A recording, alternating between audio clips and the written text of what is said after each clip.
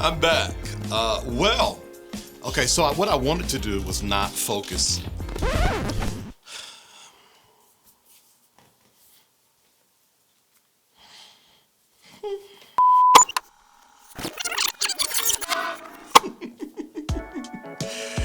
I'm back.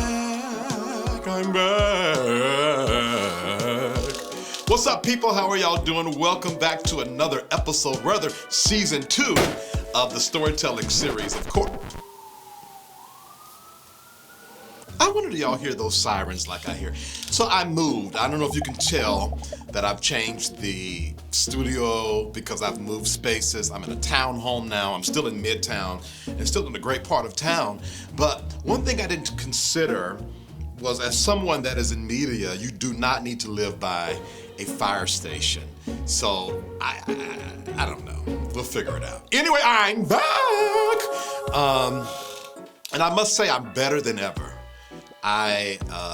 It's been a while, and something about me is I am super introspective. I think that's a word. If it's not a word, talk about your mama, don't talk about me. But anyway, I 100% believe in introspection. Maybe I get lost on the inside, but I don't waste opportunities. I don't waste lessons. I don't waste moments. I don't even waste frames. I am going to take everything in and figure out how I can make it better for me, for a better life experience. And that is what I have been doing while I've been gone. Now I'm back, and I want to be more consistent than I was. So what I did, I hired an editor. Because let me tell you something about me. I ain't got time for this. I do not have time for this. I do not have time for this. So I hired an editor that is going to edit these programs for me, these episodes for me, so I don't have to do it myself. That way I can be more consistent. All right? I'm dating now. I'm on Tinder. Boy, oh boy.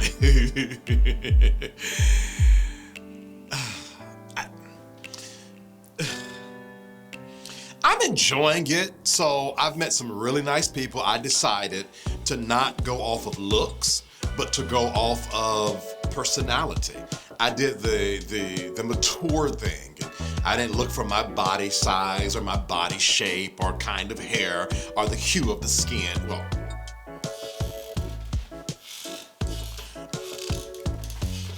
now when I say hue of the skin, I ain't talking about, non-color. I'm talking about, see, I like a chocolate man, but then I like a hazelnut man. Just be in the nut realm, okay?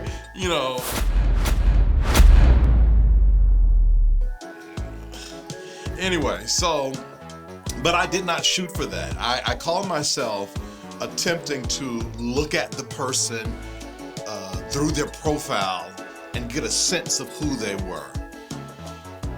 And that plan has worked, but I think I need to be visually, I need to be visually stimulated. I found that out about me, that just dating a good person alone, I don't think is good enough. I need visual stimulation. Now, they say men are like that. I thought I was bigger than that. Honestly, I really thought I was bigger than that, but I'm not. It is what it is. I don't care. I need to look at you and get turned on. No, straight up, I need to look at you and be turned on by you. Now, here's the deal. I can't just look at you and be turned on, because as soon as I turn on and you open your mouth and you got a bag of rocks for brain, then you're gonna turn me off. So that's one thing I learned about myself since I've been dating. I've also learned that I have to be stimulated over and over and over and over and over and over and over again. I get bored quickly.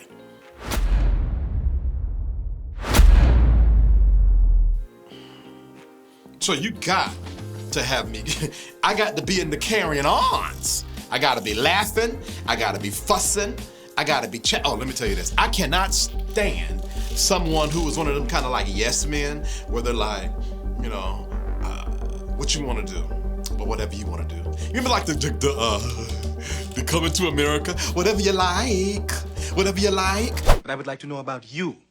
What do you like to do? Whatever you like. What kind of music do you like? Whatever kind of music you like. Look, I know what I like. And I know you know what I like because you were trained to know what I like. But I would like to know what you like. For instance, do you have a favorite food? Yes. Good! What is your favorite food? Whatever food you like. I can't do those kind of men because I'm going to run over them badly. Boosh! Just right down the middle.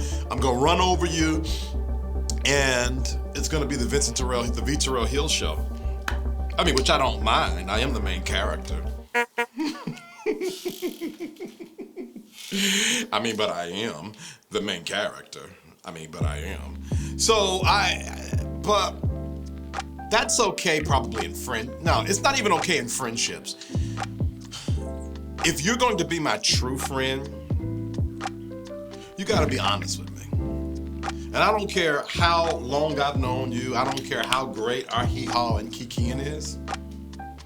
If you are not honest with me, you are not my friend. I don't see you as a friend. And I know when people are honest with me.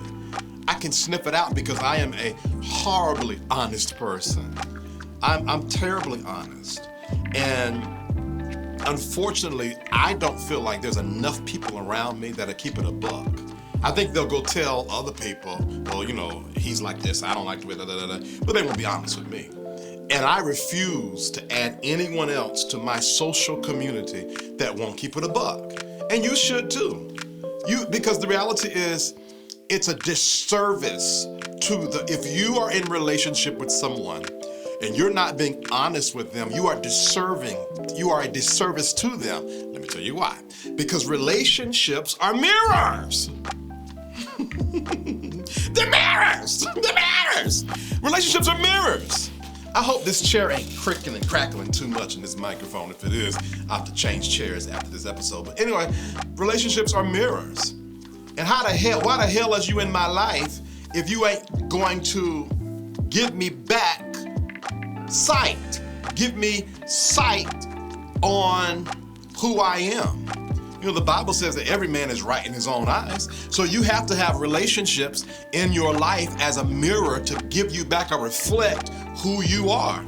But if your grown ass man or woman can't just open your goddamn mouth and talk, say what's on your goddamn heart.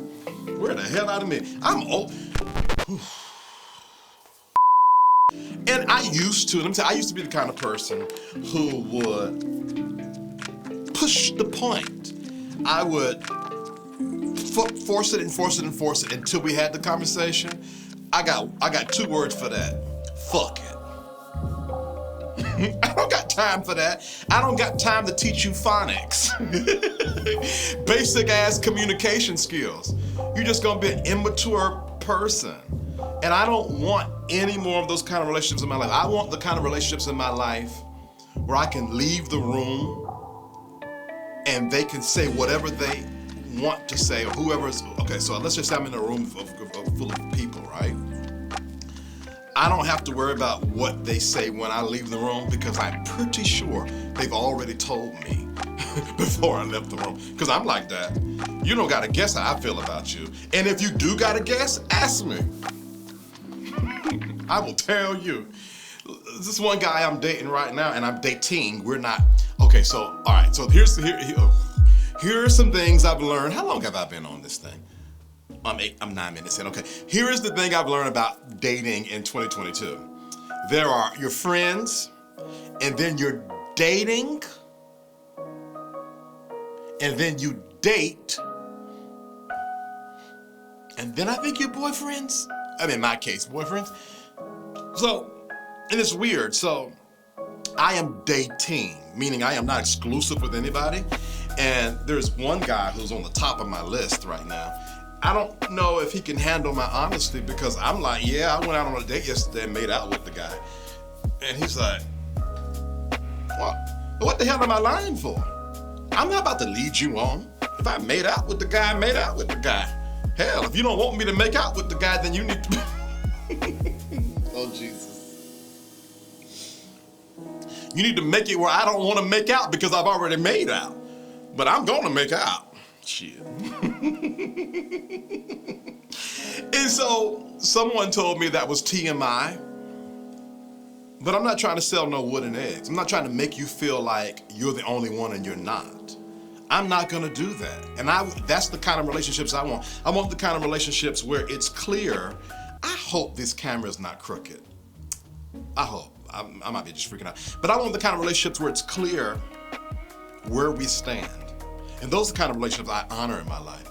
And that's challenging because there's very few people that's like that. And I think I get that from my family because my family, we don't pull punches at all. Point blank period. We don't talk about people behind their backs. I was doing some more introspection about how I became like I am.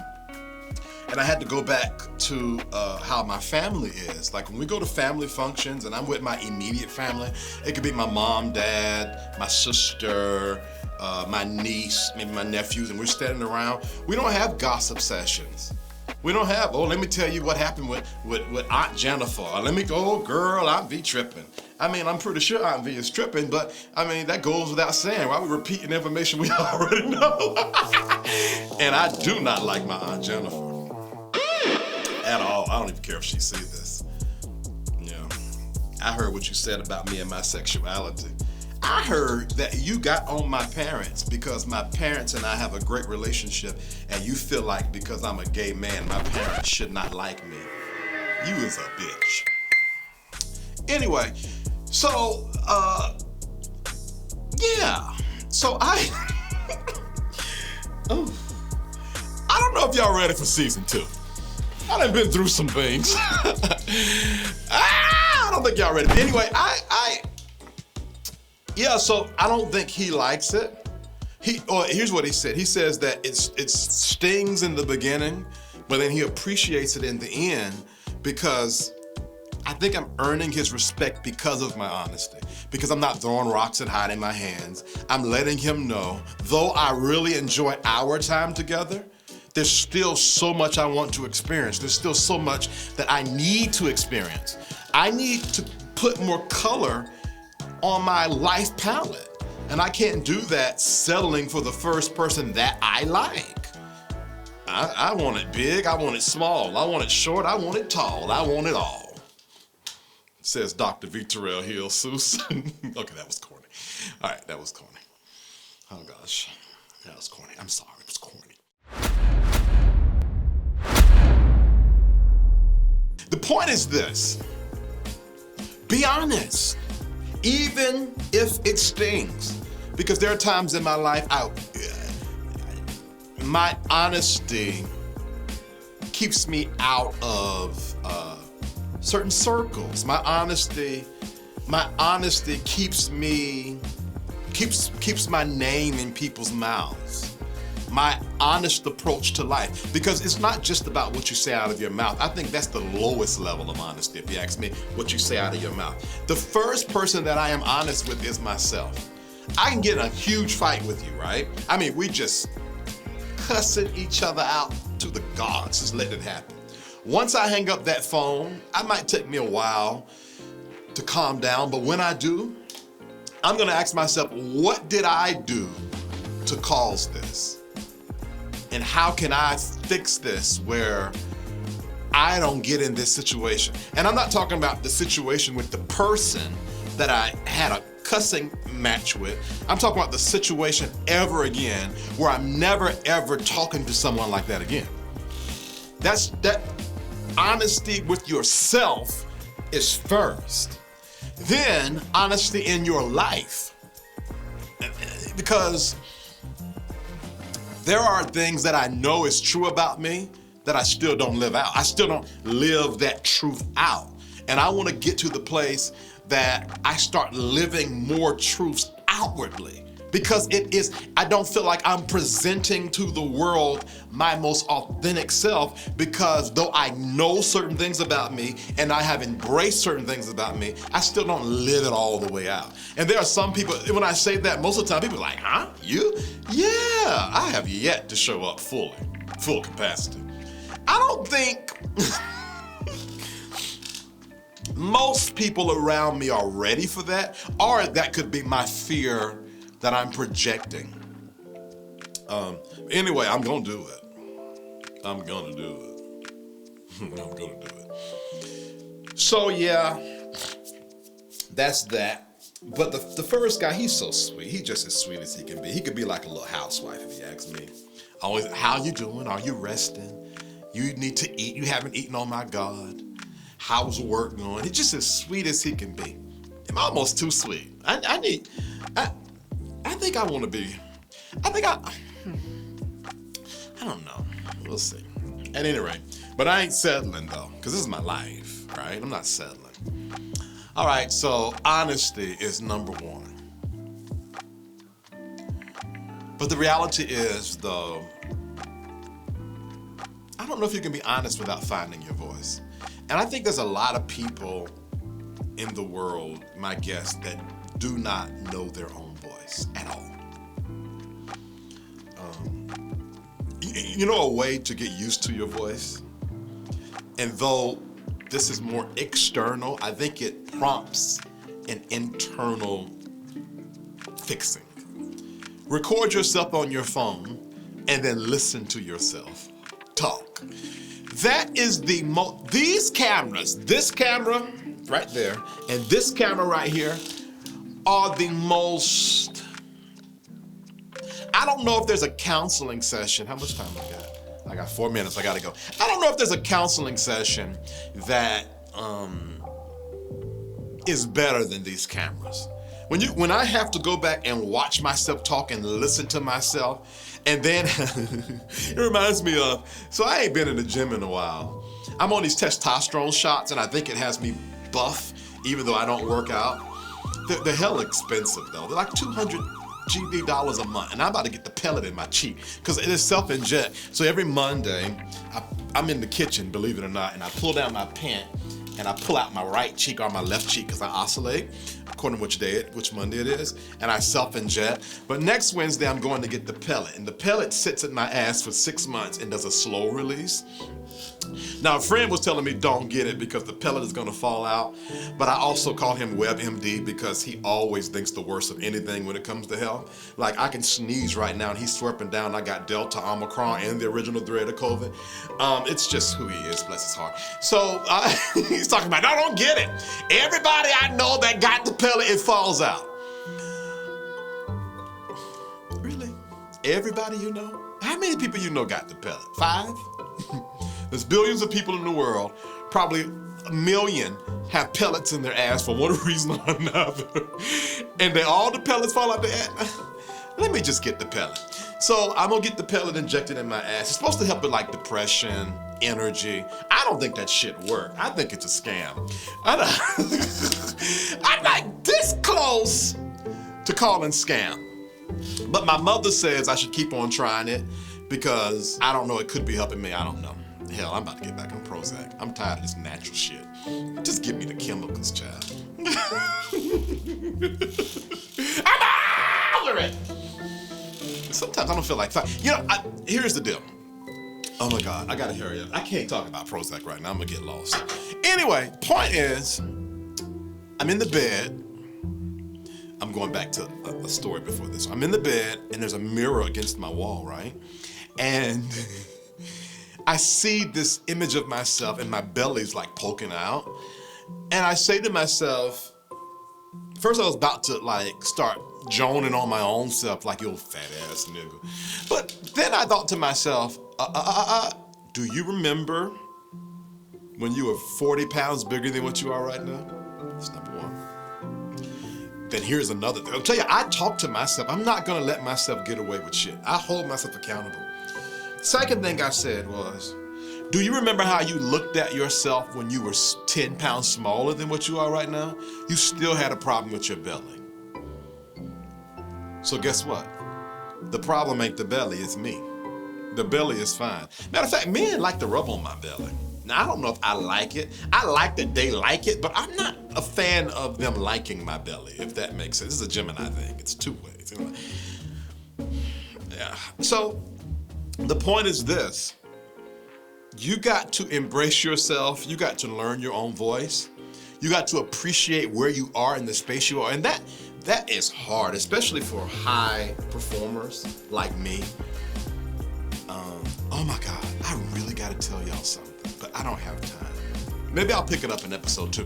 Anyways, thank you guys so much for hanging in there. I hope that you enjoyed this 20-minute rant about all things v. Terrill Hill. I hope that you got something out of it. I honestly missed you guys and thought about y'all a lot. I'm so glad I'm back, and I have committed to doing this for real now. Season 1 was a tester, and I'm gonna do it for real. So every week, at least once a week, I'll be dropping videos out and speaking to you. I'm gonna be doing an interview series. There are some people, I wanna interview some hookers, sluts, whores, racists, bigots, chauvinists.